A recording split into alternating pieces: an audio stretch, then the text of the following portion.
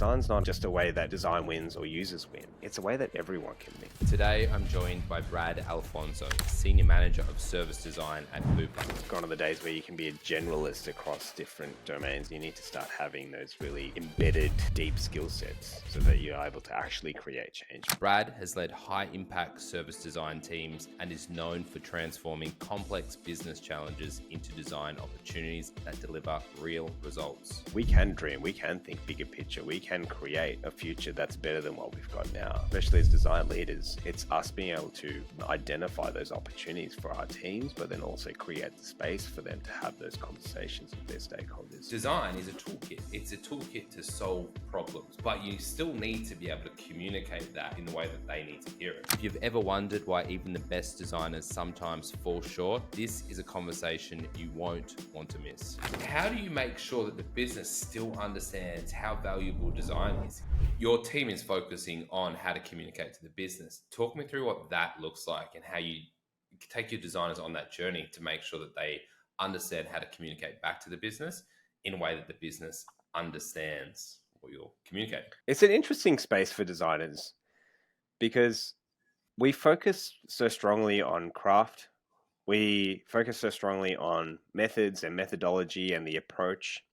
We're very focused on the process. You know, as designers, we're all effectively journeymen. We enjoy the process, and that's where we find joy. That's what we're passionate about. That's where the magic happens. And don't get me wrong, I love that, and I still love being involved in the process. However, no one else needs to love it as much as we do. And I think that that's what we've learned is we have tried to convince everyone else about the process. We have tried to convince all of our stakeholders from every functional unit. You have people that are multidisciplinary across different disciplines, different expertise. You don't walk into a marketing meeting and expect marketers to explain to you the process of how they've landed on a piece of marketing collateral. You don't expect finance people to talk you through how they've landed on a set of numbers. Can you imagine a finance partner pulling out a spreadsheet and talking you through the process that they've gone through to be able to land on a set of numbers? But we do this in design. And so one of the things that we've really been able to unpack is no one cares about the process. And this has been a journey, right? No one cares about the process. No one cares about the approach. If they ask you, we're prepared. We know it. We can talk to it. We've got material to share on that. But we never lead with that. One of the things that we need to talk to and lead with as designers is talking to what are the business impacts? What's the unifier for all the different teams that you are collaborating with, all the different teams that you want to influence? And it is going to be business impact. And whatever those KPIs might be, whether they are customer-centric or business-centric, you need to be able to bring those into your conversation as a starting point. And that starts your conversation. That starts where you are able to leverage. That gives you the insight of how you bring people together and also helps give people a grounding for what they can expect as an outcome from your design work. That's been the learning for us as a team going through transformation. I think you put it really well, though. But design, like, if I was a recruiter, I wouldn't tell you about the entire process that I went to find you the perfect person. But if I was talking to a business saying, hey, I've found you the perfect designer for your team, they only care about the outcome. They care about that designer coming into their team and delivering. They don't care about the 2 weeks of prep work or discovery work to find that person, to interview that person, to bring him in. So it's like design is a toolkit. It's a toolkit to solve problems, business problems, customer problems. But you still need to be able to communicate that in the way that the person that you need to be communicating that to understands. So if that's finance, if that's stakeholder, if it's marketing, like they care about how it impacts them, right? So design, it's a great craft, but designers are the only ones that really need to care about that, understand that, value that.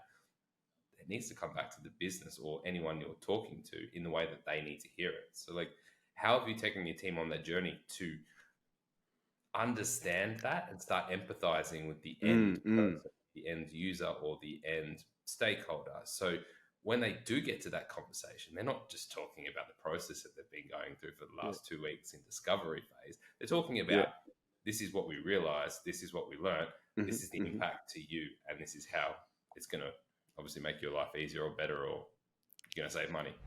If you're enjoying today's episode, please make sure you subscribe and give us a thumbs up to make sure other people like yourself can find the video and get some value from it.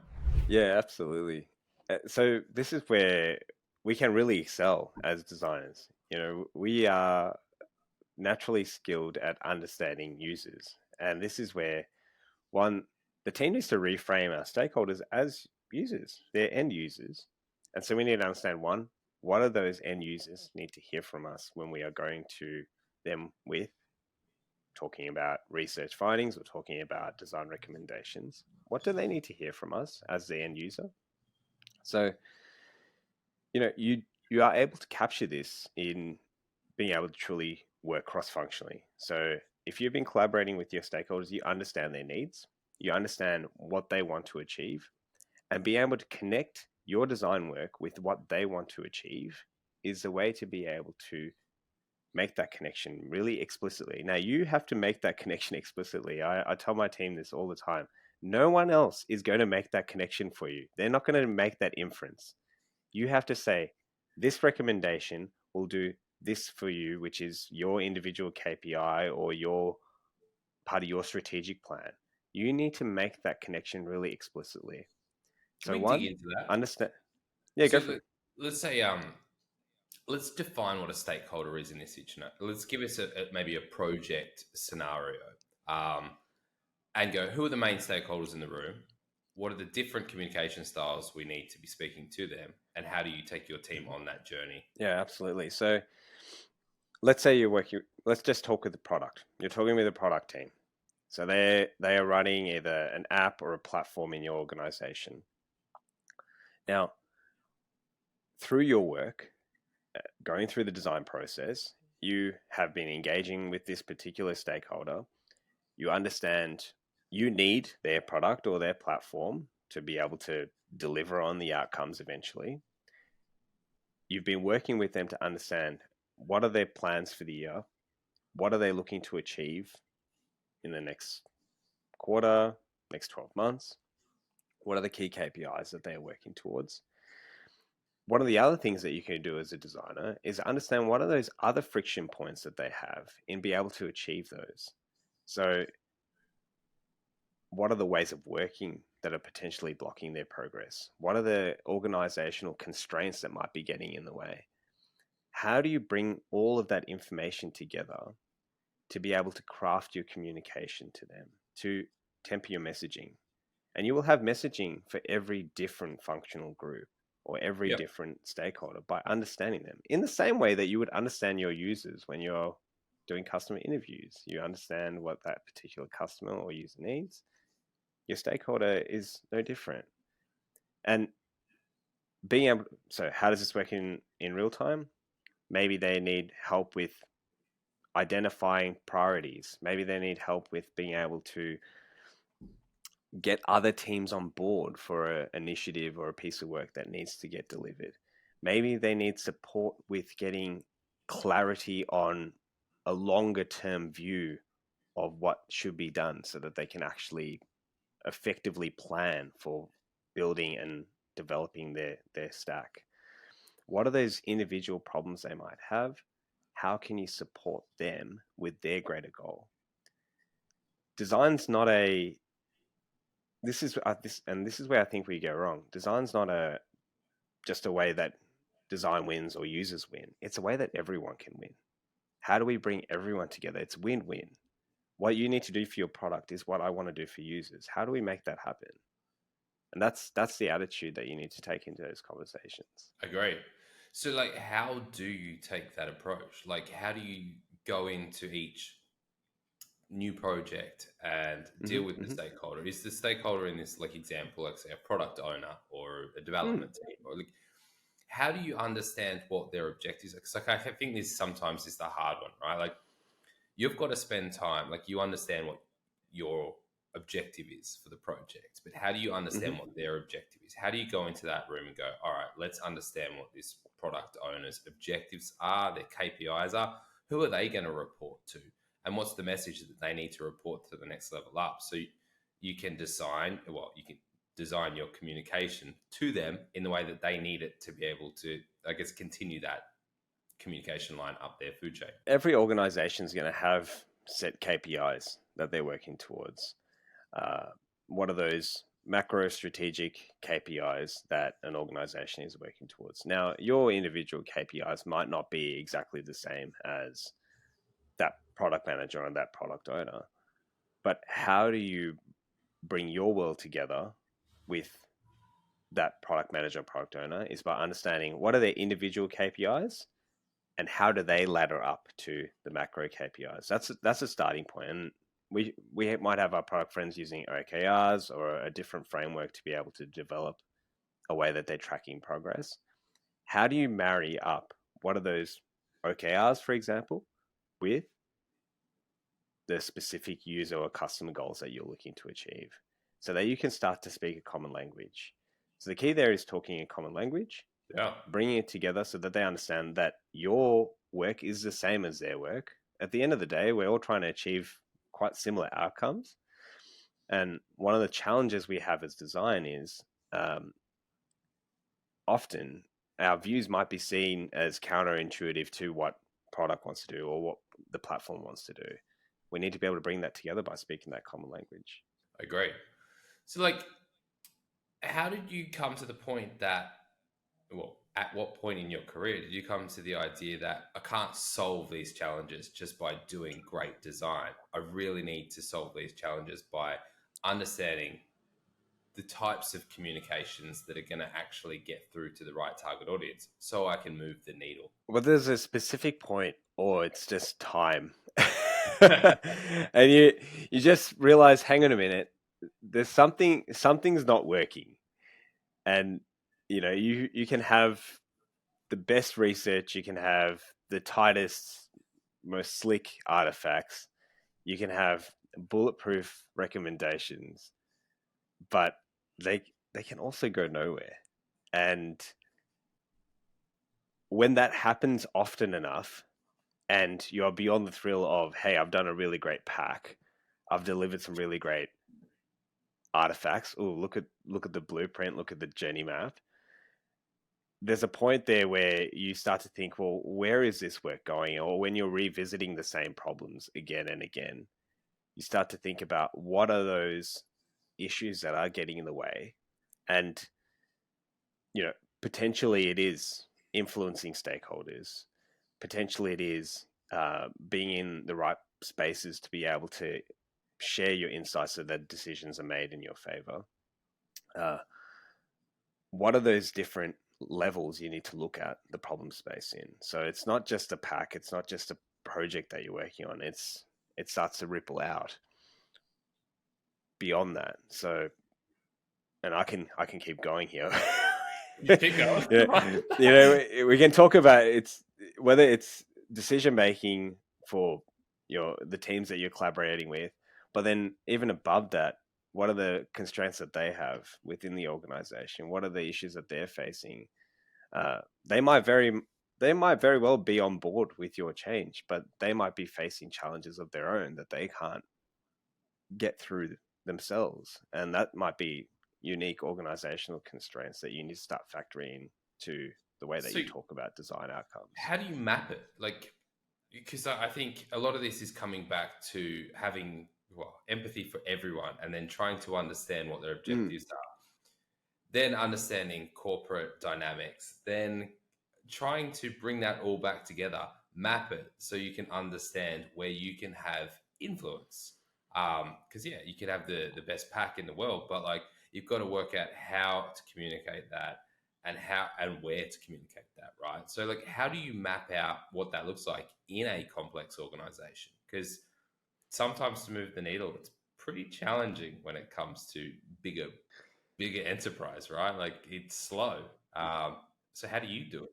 Yeah, it's an interesting, it's a really interesting ask because, and this is where I see design potentially not being positioned in the right places to be able to leverage the right change or the degree of change that we wish to. Practically, how do you start? If I was to start tomorrow, if I was a designer, you're jumping on the tools right now, you've got a project in front of you, you go through all your usual mapping activities to kick off a piece of work. You'll run your stakeholder mapping. You'll understand uh, your stakeholder network. One of the key things within that is just understanding what are some of the power dynamics within that stakeholder network. That's one activity that's quite useful, is really understanding what are the connection points between our stakeholders and understanding the dynamics that exist between them. And What do you mean as by designers, power dynamic? What do you mean by power dynamic? not all stakeholders get along. That's one part. Yep. There might be teams that might have a friction point. Maybe their dependencies on each other. Maybe they fight for funding in different areas. And in the past, maybe there's been issues in terms of work not flowing through properly. And some of this is a human element. Some of this is just part of the work where they might be just stepping on each other's toes continuously. That's just the nature of the work and development. Uh, Another part might be there might be clear distinctions in power. Maybe there's decision making powers to understand, and how do they fit. And so how do you bring that together into understanding how you position design work within that ecosystem of stakeholders? Uh, the other part is there are almost invisible challenges that an organization has that aren't necessarily on a stakeholder map. One thing I could recommend is, as a designer, you're kicking off a project, talk to your stakeholders in terms of understand the ecosystem that needs to be enabled to be able to deliver the piece of work. And you might uncover it's not about, and this is where you might have the best piece of work. And this has happened in the past. You have the best piece of work, you've done a really great design project, you've had a really galvanized group of stakeholders, you've had buy-in from day dot, you've had uh, you've had all the big ceremonies, the big showcases, everyone's on board with it. But there's some invisible things that happen post.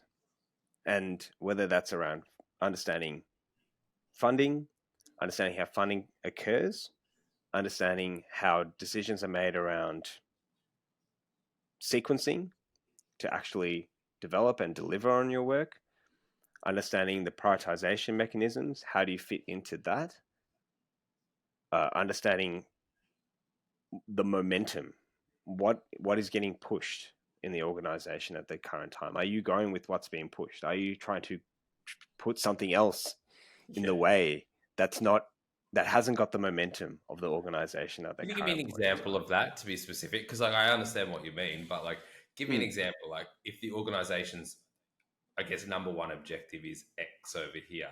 So talk me Hmm. through. Hmm. Have you had an example of this where you've had a project, you thought it was amazing, but it just didn't align with what the current direction was? Yeah, that happens a lot, right? And it can, because as design, we want to seek the opportunities that aren't being looked at, or are the opportunities to actually build and grow because they aren't getting the right kind of focus. There's been times in the past, for example, we've pushed pieces of work around content being really important, being something as key that we can deliver for our users that will create an uplift experience in really really powerful ways that would have downstream impact in terms of business. But in terms of pushing content as a sole objective and as a program of work, can be quite challenging in an organization if the organization is really focused on growth or retention.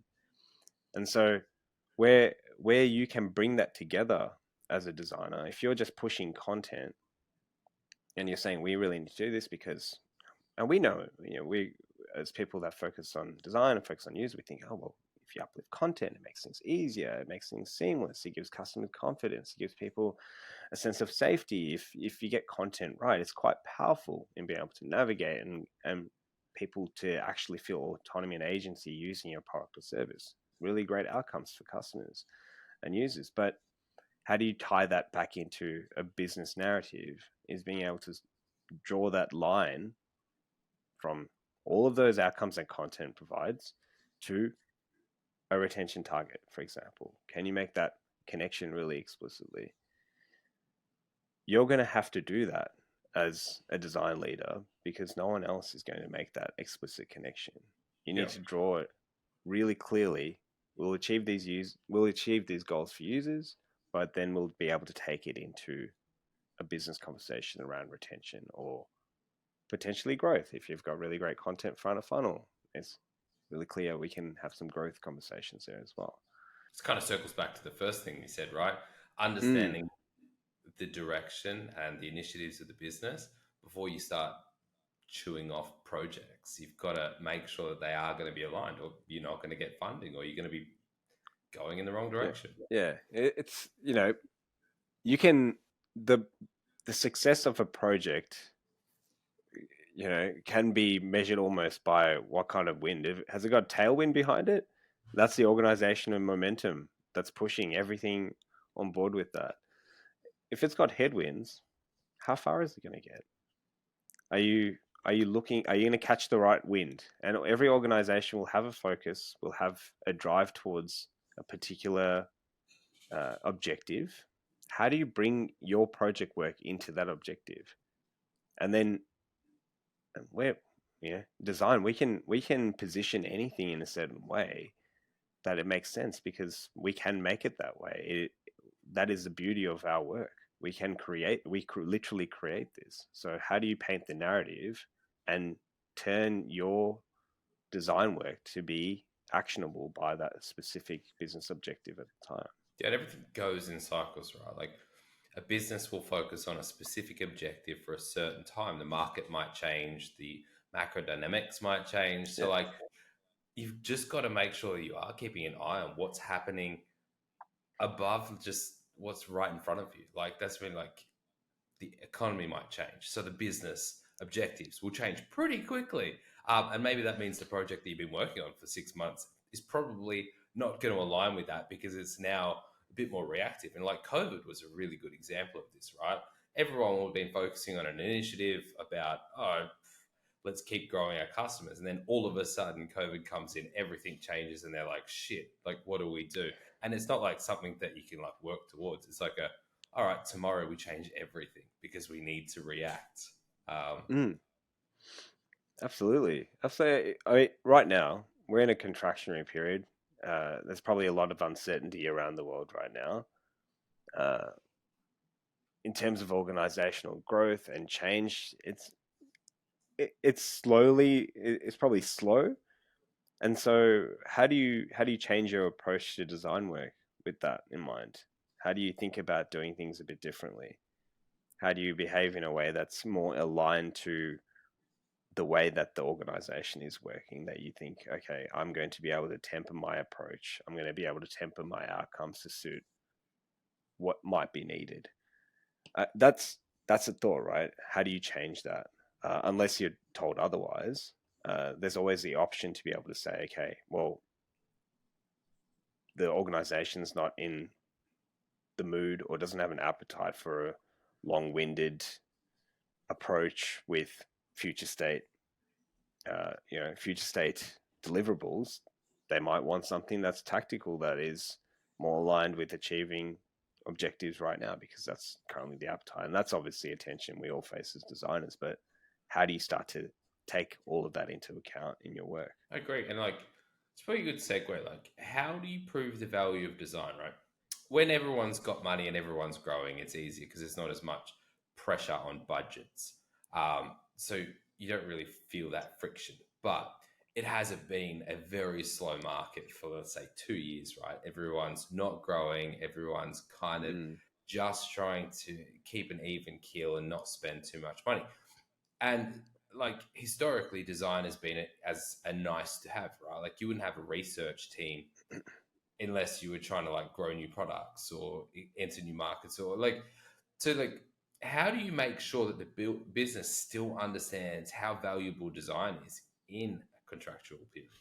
So going back to what we were talking about earlier, is really understanding what are those KPIs that an organization is pushing towards. So one, there is those headline metrics, and there's the ones that might not be broadly known.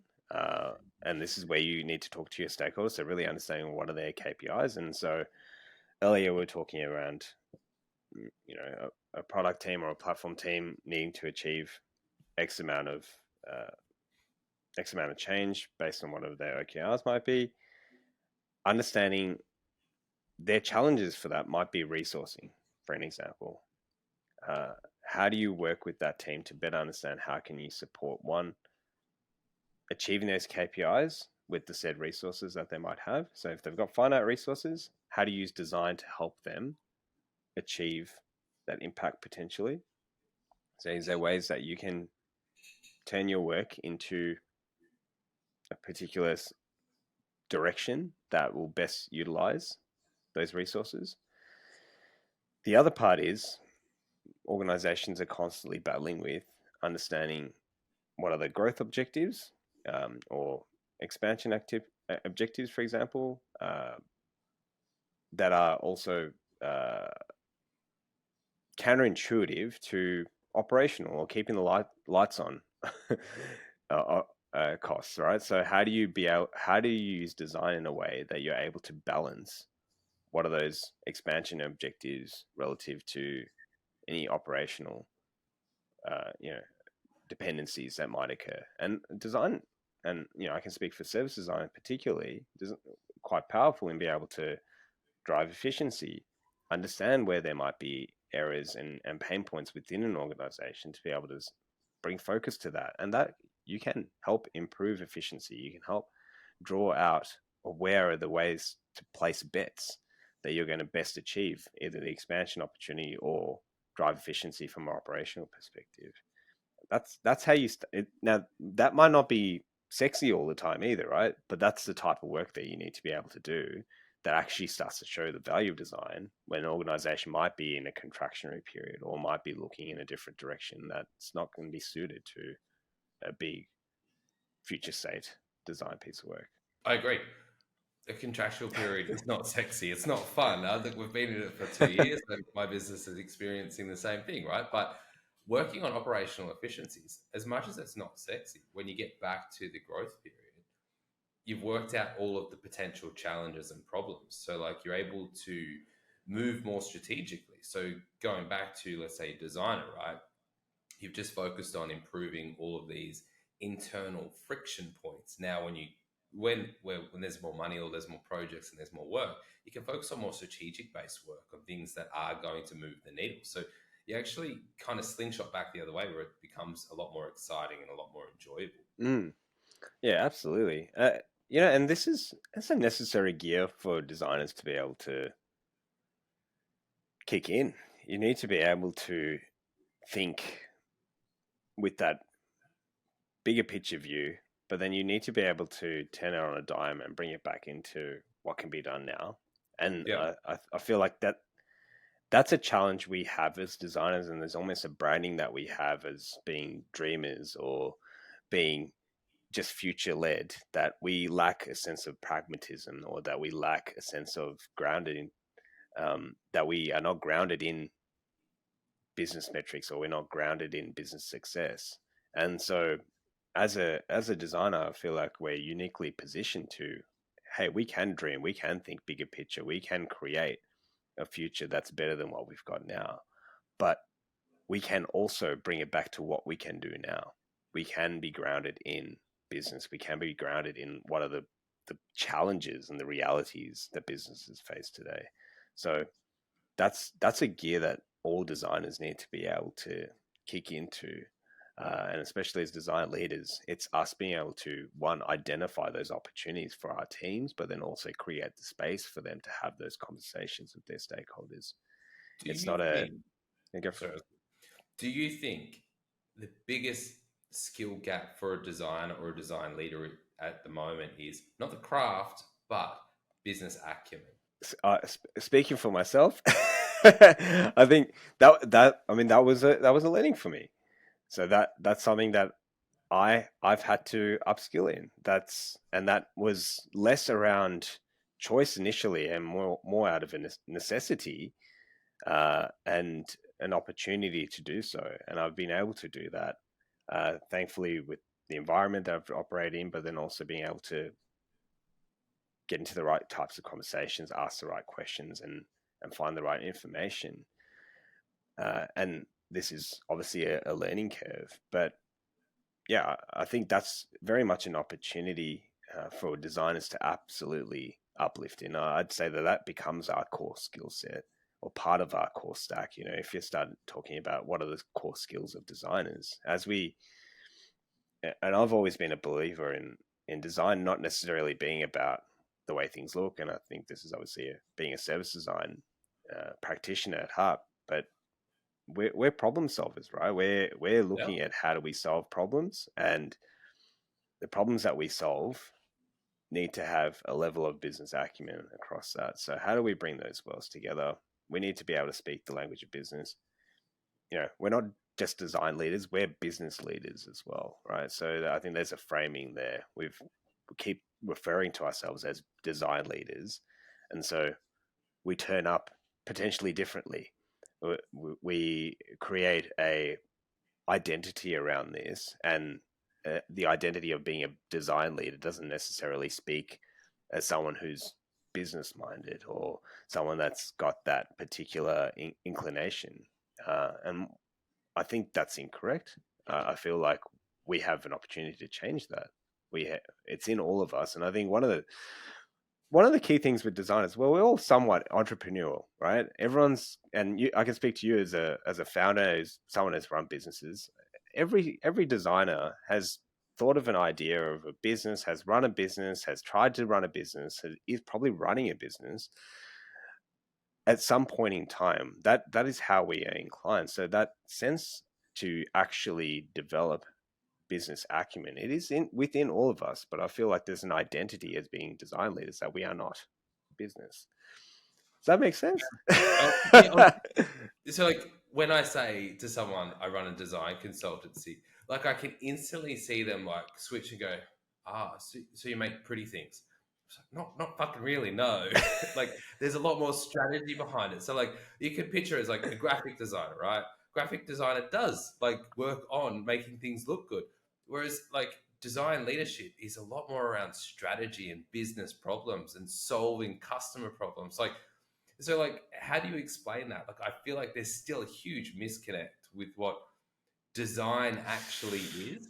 I was like, the term designer is so broad, but like, what the design that we deliver, you deliver, service design, it's not really what people would perceive design actually is. So, like, you've actually So true. talk me through something like you mentioned using a Trojan horse to prove the value of design. Talk me through what that means. Yeah. So you nailed on, hit the nail on the head there. Design is strategy.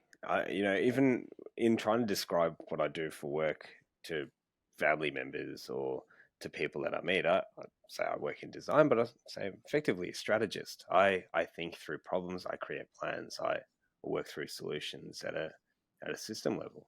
I've probably lost a few people there explaining it in that way. But if anyone's nailed how to explain what a service design is to family members, let me know. I'll take a LinkedIn message. Uh, so, talking about Trojan horses, we need to be able to forget about being design. We need to talk about the strategy. We need to talk about the change that we wish to create. That's one part. As design, we're often trying to create a cultural shift or cultural change within an organization. We operate across silos as a system that design is. We don't belong in a particular business unit. We are operating broadly across. So how do we bring all of this together? And so going back to earlier, understand one, what is the momentum of the organization? What are the dynamics or levers at play that can enable work? And how do you bring all of that together to find one area of change that you can push through? So, an example here might be you have a particular change you want to enable that's going to have a particular customer outcome, how do you galvanize the particular teams on board? Earlier, we spoke about growth. Maybe growth is pushing the organization right now. Identify how the different teams that you're working with to try and deliver this change, identify what they need to do to be able to achieve growth. What do they need to achieve to be able to hit their individual scorecards that ladder up to growth? Pick one or two small things that can be done. And I think this is where the pragmatism lands, right? How do we bring it together with a healthy level of pragmatism? What can be done now? Bring that together. And so you've brought together these two or three teams around one key objective that ladders up to the organizational push towards growth. And you are able to package that up in a way. And this is where your storytelling comes together. This is where understanding your stakeholders very deeply as well comes together. And this is where understanding users comes together really well. For you to be able to package up that Trojan horse into a single set, a key objective that you can deliver across these few key teams, or you can get it in their hands for them to be able to activate. That's an example of how do you start to show value? How do you start to push in a way that other teams who might not understand the value of design, but they understand the value of growth, start to see the value in your work? The more I like have these conversations about design, right? Like I just see design as such a multifaceted tool set, like skill set. Like they can deal in so many different situations, and I think there's like this superpower of a designer to be able to deal with ambiguity in project environments, corporate environments. Like it's there's no other skill set that really has to do as much and bring as many things together. And I think, how do you communicate that in a business perspective? Because I still think there's a barrier when I'm a designer. Oh, really? Okay, nice. That's great. But then when you explain it the way that you've just explained it, like the superpower of a designer is being able to work in different environments and deal with ambiguity. Yeah, it is a superpower. We're asking a lot of designers, are we? Yeah, no pressure. No pressure. There's no pressure, right? And I think in my experience, we've always focused on craft.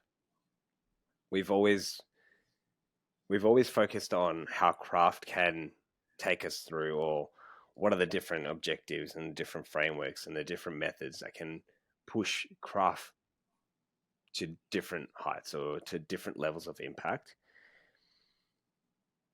And I think there's a difference here where understanding our craft to solve the problems, and then there's craft to actually activate change.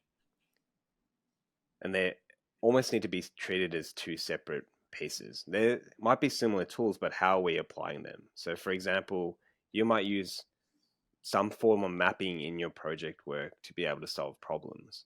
But have you mapped the ecosystem of the organization effectively to understand how you're actually going to deliver that change? Because they're two separate challenges. The challenge of the customer and business challenge might be contained within your project, but the organizational challenges are almost universal. They're going to hit every piece of work that you're going to deliver. So it doesn't matter how good your project work is. Are you doing the understanding of the organizational challenges, constraints to be able to actually activate change? And so they're two different gears. Now, that's obviously not something for all practitioners to be able to jump into and try and understand. But I agree. I was going to say, it's like, go for it. at what level do you swap? Like, do you think at the moment, right, if you're a designer, you're focusing on the craft, right? You've got to understand how things work, how to deliver. And then at some point, you get into leadership and you have to go out and you have to work out how to learn this new skill set of the business, how to speak to the business, how to speak to stakeholders. Like, Do you think that needs to be a skill that's probably a little bit more integrated earlier on in someone's career, or there just needs to be a bit more of a structure when you do step into leadership? This is where you go to understand how to communicate, how to understand the business Mm. objectives, how to align your work back to the business. Like, do you think there just needs to be a more formalized process? Is probably the question I'm asking, just in a very long-winded way. Yeah, mate. You know, the toughest thing around being a or becoming a design leader that you don't get taught is you might go from being a really great IC into a leadership role, and that doesn't necessarily mean you're going to be a great design leader. Um, and the skills are different. It doesn't mean that you just do really great work and you oversee everyone's work and you make sure there's a level of fidelity and efficacy around the actual outcomes. As a great IC, the lens is different. It is lifting out. It is being more strategic across the programs of work, understanding the necessary programs that need to be worked on. There is a relationship layer, obviously working with your stakeholders, building credibility with those stakeholders, understanding those stakeholders. But then as a designer and a design leader, it is understanding and having, empathy for the organization as well. What are the challenges that the organization has? And these are different levels of Zoom that you need to have as a design leader. But then how do you take all of that understanding and bring it into a view that you are able to support your team and set your team up for success? So that your team's not grinding up a hill, which most design work, to be fair, feels like that. But you need to be able to clear the path for them. You need to be able to get them into the right conversations. You need to be able to set them up for success. An example here might be, okay, what does that actually look like, Brad? My team's starting a piece of work.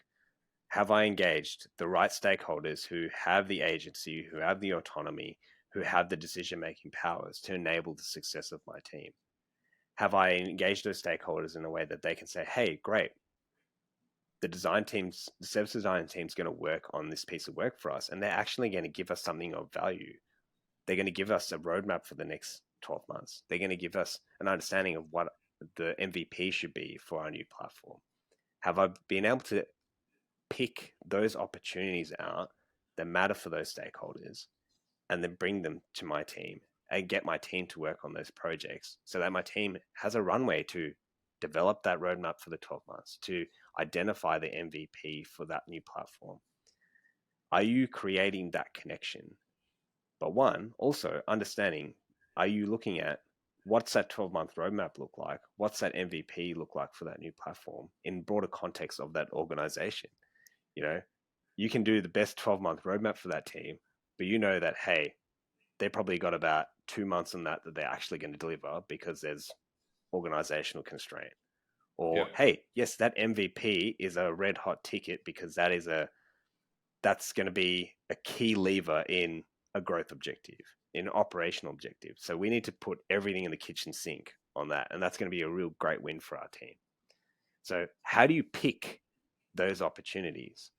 That's how I say the view changes.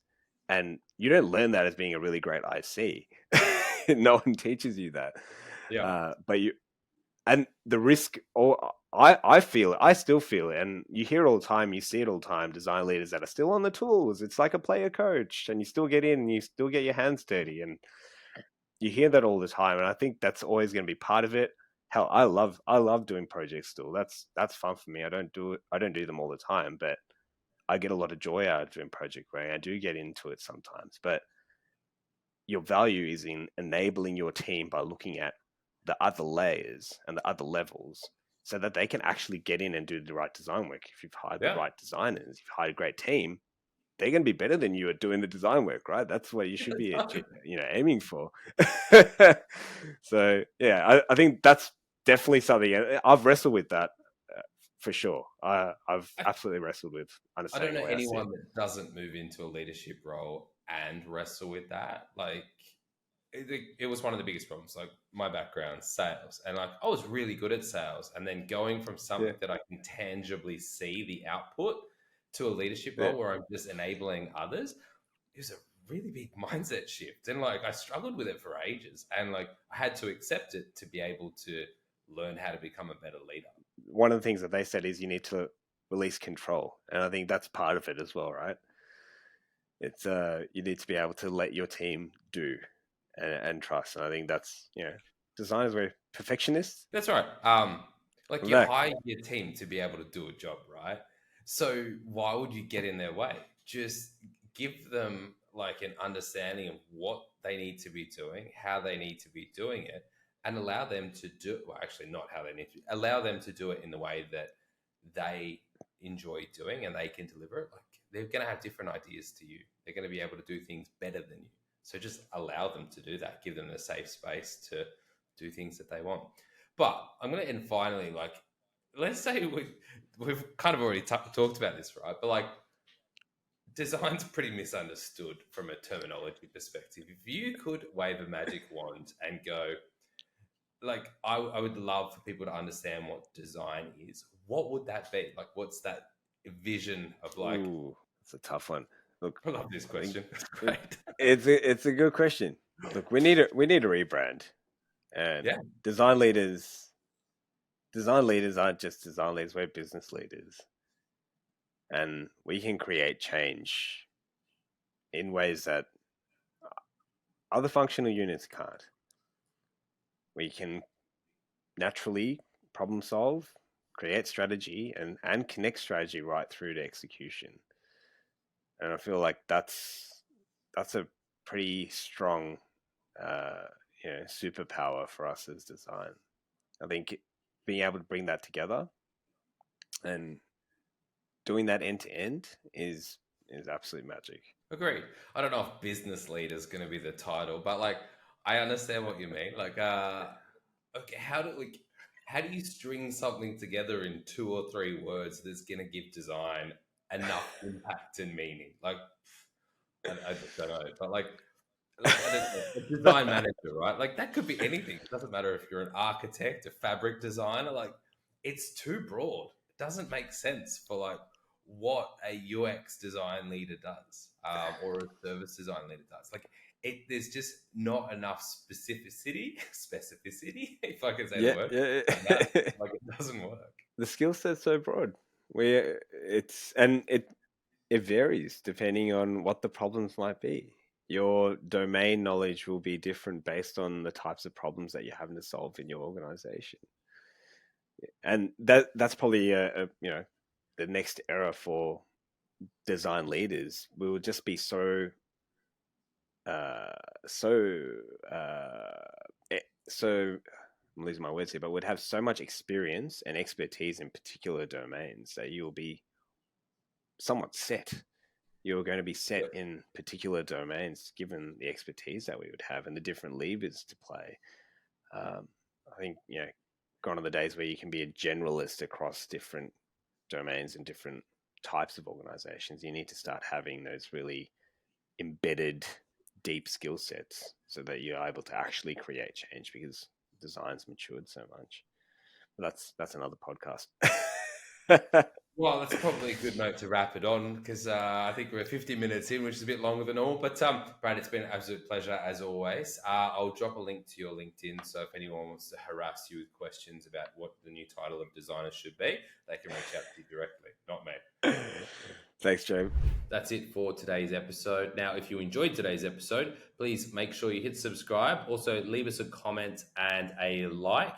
It helps people like yourself find this video.